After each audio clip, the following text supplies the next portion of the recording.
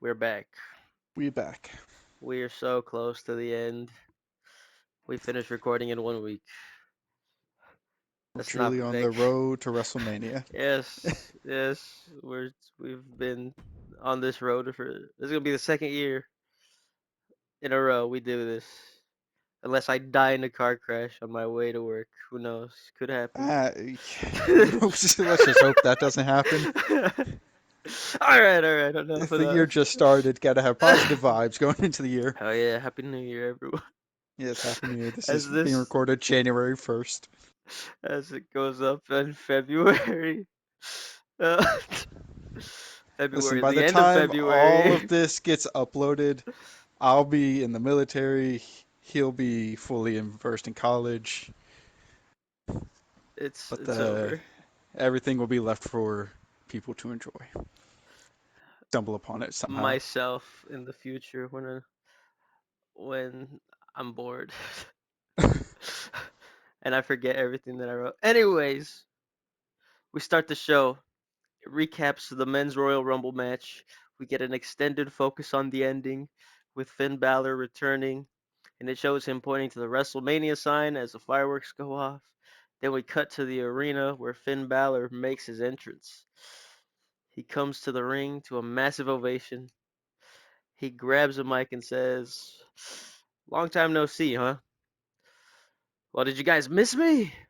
Because I missed you. It's been a long 5 months spending time rehabbing and watching everything go down without being able to do anything about it. I should have been here. I should have been here for Shin, for Mello, and for JD, but I couldn't. And that hurt more than anything Adam Cole could have done to me. But I'm back now, and I'm the Royal Rumble winner. So who are my choices? Well, on one hand, I could take a match with a former brother and Bullet Club leader AJ Styles. The crowd cheers slightly for that match. Or I can go for another former Bullet Club leader, Adam Cole, and take my revenge on him for taking 5 months off my career. The crowd cheers massively for that match. That's what I thought. That's what I want to do too. So there you have it.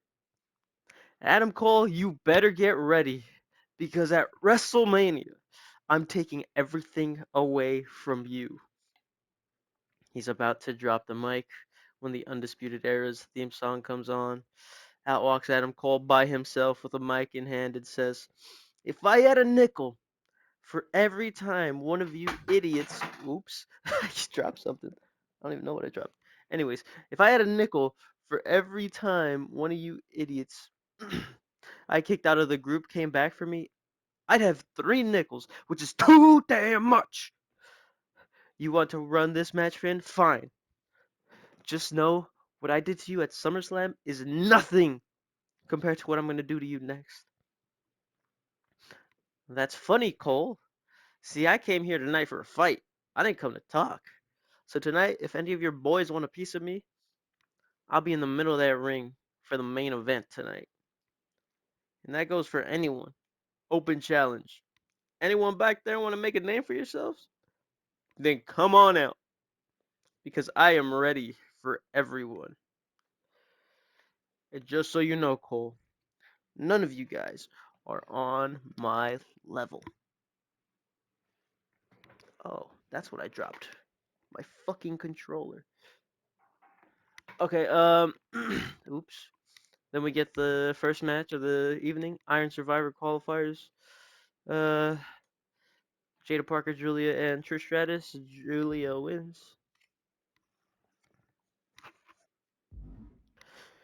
We then are in the Undisputed Era locker room backstage.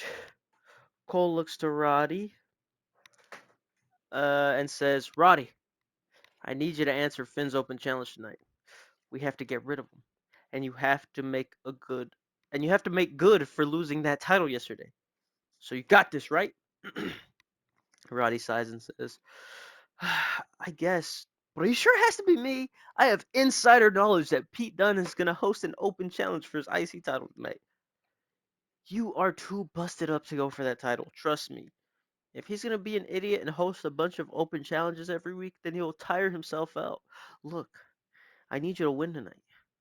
I don't need you to win tonight. I just need you to hurt him. All right, Cole, I got you. I'll get it done. Legado versus Fraxium. I think it was last week. Legado won the number one contenders match for the tag team championships. After the match, Redragon come out. They attack Legado. After Legado wins the match, Legado wins, and they let them know that ahead of their match next week, this isn't gonna be a walk in the park. Legato. And then we're backstage where we see Finn in his locker room. There's a knock on the door. The door opens, and we see the entire old gang come in. Roxanne, Shin, JD, and Mello. Finn smiles and says, "Sup, guys? What's going on?" "We just wanted to come in and congratulate you again," says Mello. "Guys, no. I literally couldn't have done it without you guys. You guys saved my ass from getting eliminated. This is all because of you. Plus, it's way too early to celebrate. I still have a job to do."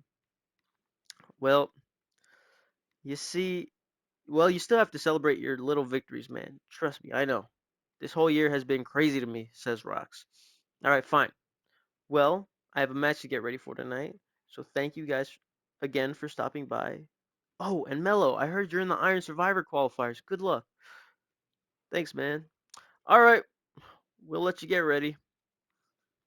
They leave. The camera follows Rox as she walks out of range from the rest of the Whoa, I called them undisputed era. From the rest of the old crew. She turns the corner and she's now face to face with Futuro Dorado. Fuck, I forgot how to say it. She just says, "Can I help you guys with anything?" That's when Bailey says, "Yeah, you give me another title shot." "Are you serious, Bailey? I've beaten you twice. You only pinned me in the title match once." Actually, I think it was twice. I don't remember. I wasn't involved in the finish at the Rumble, though. Thanks to stupid Jordan. "Look, I deserve a title shot, unless you're scared." Rox just chuckles and finally says, "Fine. You want a match? You got a match. But on one condition. This won't just be the last time we face each other, but also the last time I face anyone in your group for as long as I'm champion." Bailey ponders this for a second.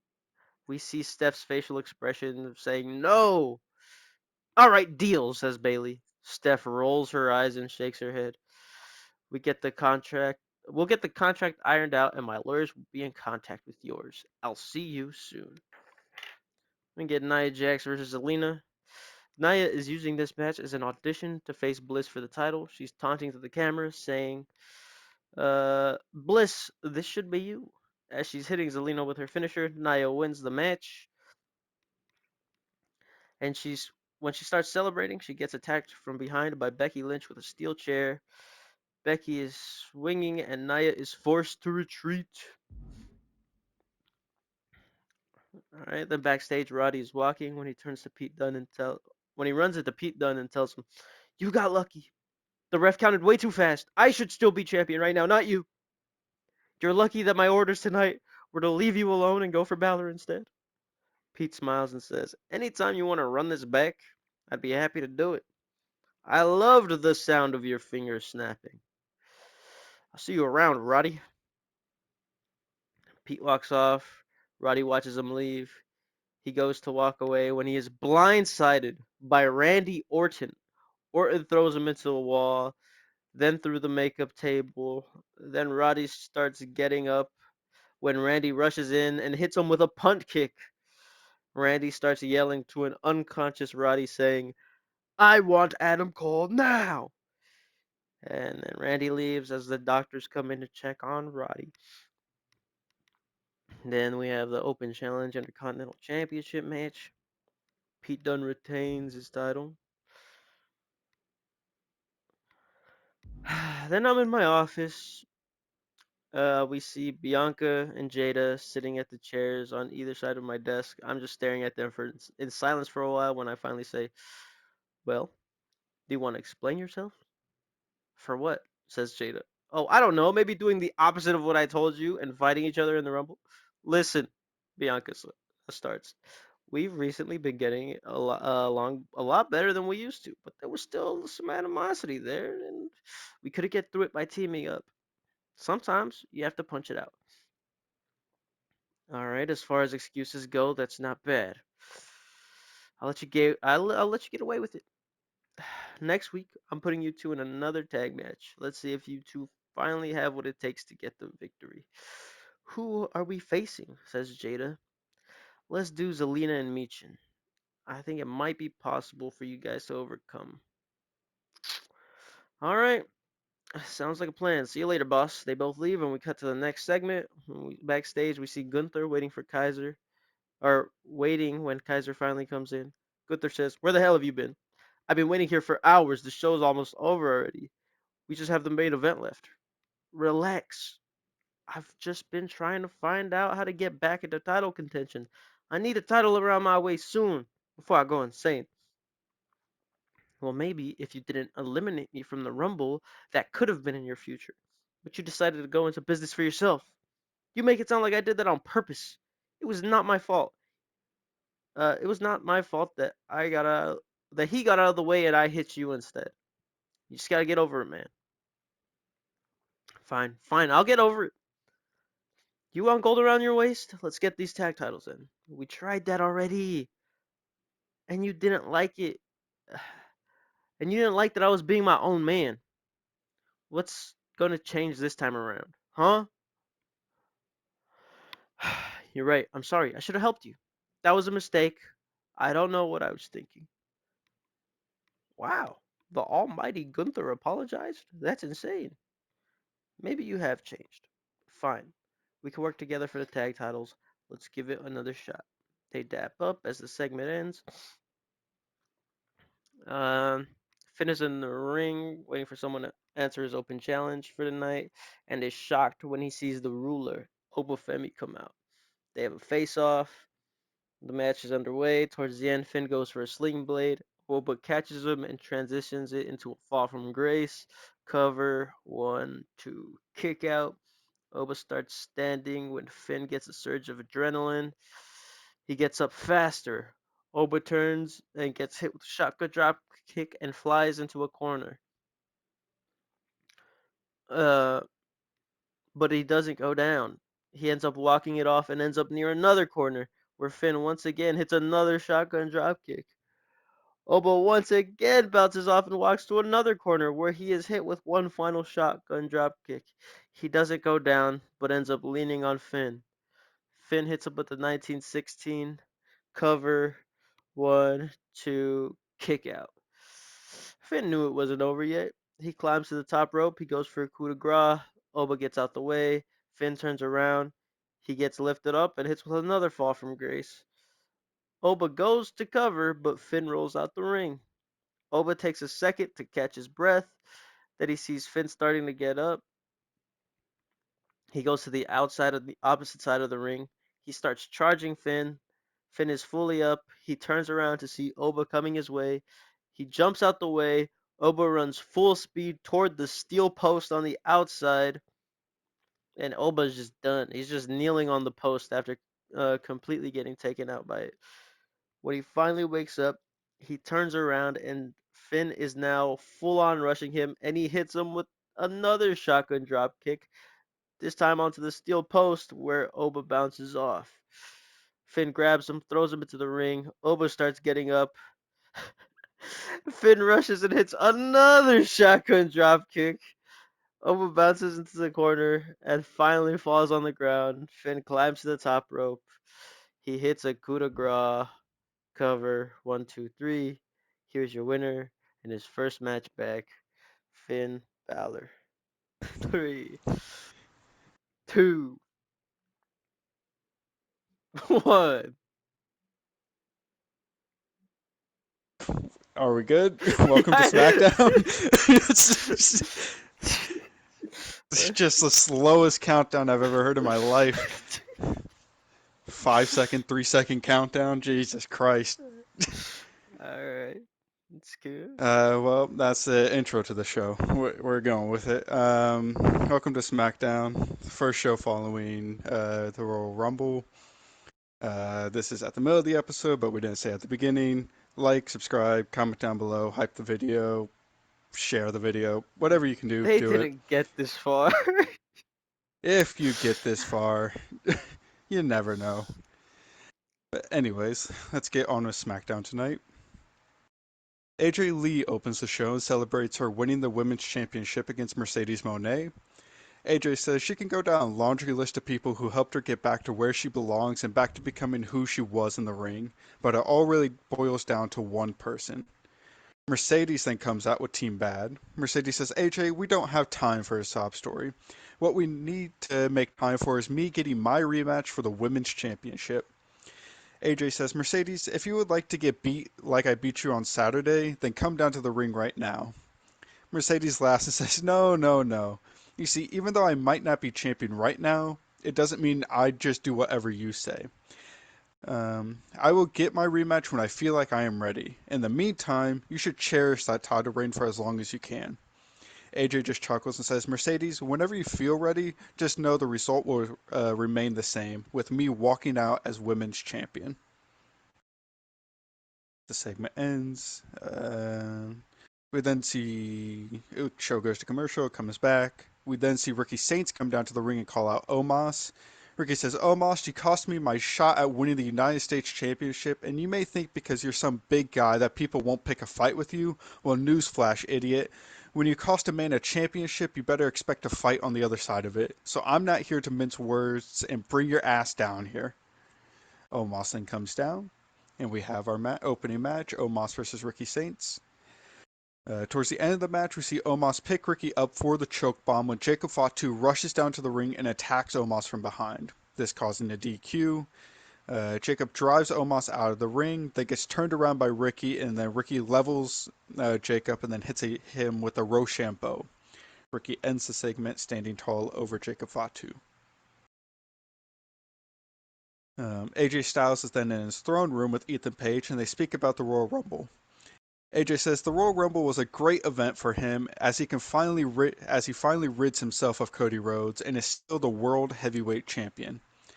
Now moving on to the Royal Rumble in particular, did you win it, Paige? Ethan says, well, no. AJ just shakes his head and sighs and says, well, I guess the consequences arrive now.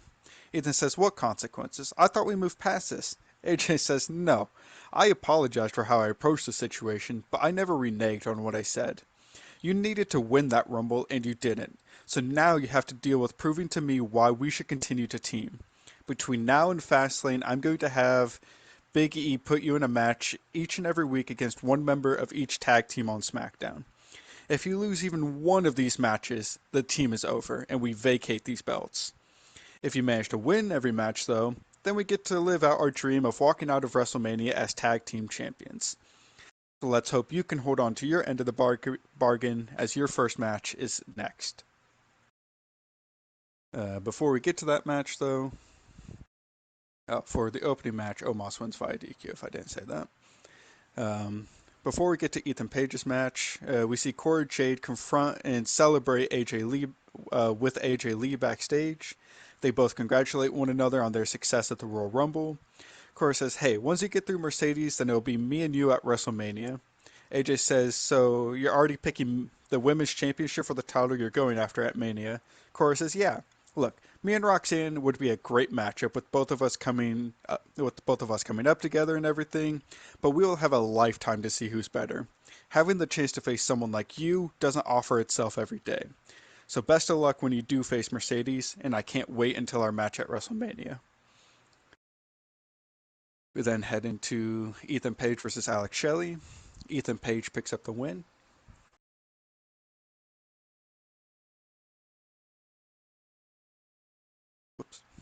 Big E is in his office and announces that there will be a series of triple threats for both the men and women's division to decide who will be representing SmackDown and the Iron Survivors at Fastlane.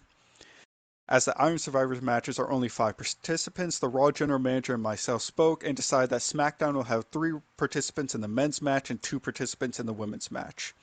We will alternate weeks in which these matches will take place, and the participants in the triple threat do not get another opportunity if they lose. Once you lose, you're out of contention for the match at Fastlane. With that established, tonight's main event will decide the first male participant in the Iron Survivor, and that match will be between Kevin Owens, Karrion Kross, and Seth Rollins. Best of luck to all three men. After he finishes this announcement, Charlotte and Chemical X barge into Biggie's office and say, "We need to speak about the footage you found." Biggie says, "What more do we need to discuss?" Tatum says, "Well, like I told you when you revealed the footage, my face was just cold. I did not go down to that ring. I understood the consequences for any of us getting involved, and I wouldn't do anything to cost Charlotte that title." Biggie says, "Well, do you have any footage to back up your claims?" Gigi then hands Biggie a tape and he puts it in. It then shows Tatum put on the mask. Then cameras cut to a different angle showing Tatum exit to the outside of the arena, and the rest of Chemical X follow her. Tatum says, "See, we didn't do anything, and Charlotte should have never been stripped of that title." Biggie says, "Huh, that's interesting. Well, if you don't get involved, well, if you didn't get involved, then I wonder who did." Charlotte says, "So does that mean I get my title back?" Biggie says, "No. In fact, Jade has a match next, but I will continue to look into this, and once I get a conclusion, we'll see what the next steps are." We then move down to the ring for Jade's title defense, her open challenge against Maxine Dupree this week for her IC belt. Jade Cargill picks up the win.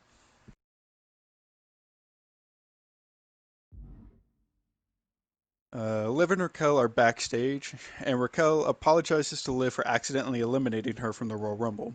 Liv says it's no big deal. She knows it wasn't intentional, and they can't change the outcome now.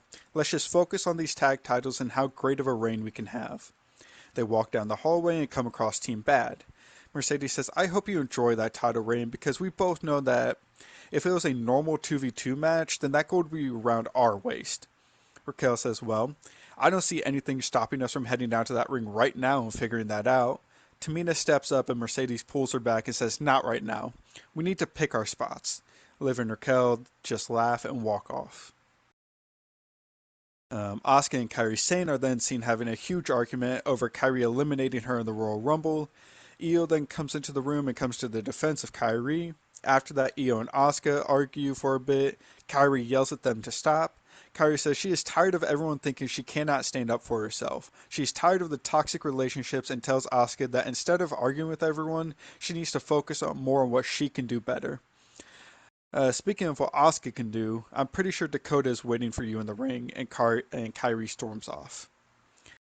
Asuka then heads down to the ring for a matchup against Dakota Kai. Throughout this match, Asuka seems a bit off after being yelled at by Kairi, and her being uneasy throughout the match allows Dakota to pick up the win.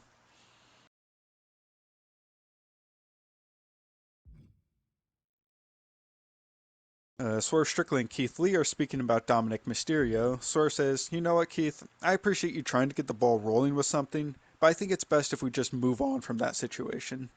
Keith says, "Well, do you have a plan on how to re-elevate your position?" Swerve says, "Yeah, I got a plan," and walks off. Keith follows and says, "Well, are you at least going to tell me?" We then cut over and see Kevin Owens is interviewed about the upcoming match to make it into the Iron Survivor. Kevin says, "Look, I need to get back on track. These past few months I've been stuck in this Braun Breaker vortex that I just need to move past." Sami Zayn then walks up and says, "Kevin, I'm wishing you luck. I'm just here to wish you luck tonight. I was told by Big E that I'll be in a qualifying match in a couple weeks," and Sami puts out his hand. Kevin then looks at Sami and seems confused. Kevin says, "Okay, Sami, I need to know. What was your obsession with kicking everyone in the balls during the Rumble?" Sami gets kind of shy and says, I don't know. I was trying to win, and I don't know what came over me." Kevin says, "Well, look, if we both want to make it into the Iron Survivor, if we both make it into the Iron Survivor, promise me you won't kick me in the balls." Sami says he promises and puts out his hand. Kevin shakes it this time, and heads towards the ring. For the main event tonight, an Iron Survivor qualifier between Kevin, Seth, and Cross. Towards the end of the match, we see Kevin Owens get thrown out of the ring by Seth Rollins. Seth then turns and hits Cross with a curb stomp. He goes for the cover. One, two. Swerve comes out of nowhere and hits Seth with a house call. Swerve just stands over Seth as Kevin slowly gets back into the ring. Kevin then rolls Seth over and covers him. 1, 2, 3. Kevin Owens earns his spot in the Iron Survivor. Kevin rolls out of the ring with his hands held high as Swerve closes the show, standing over Seth. That is SmackDown.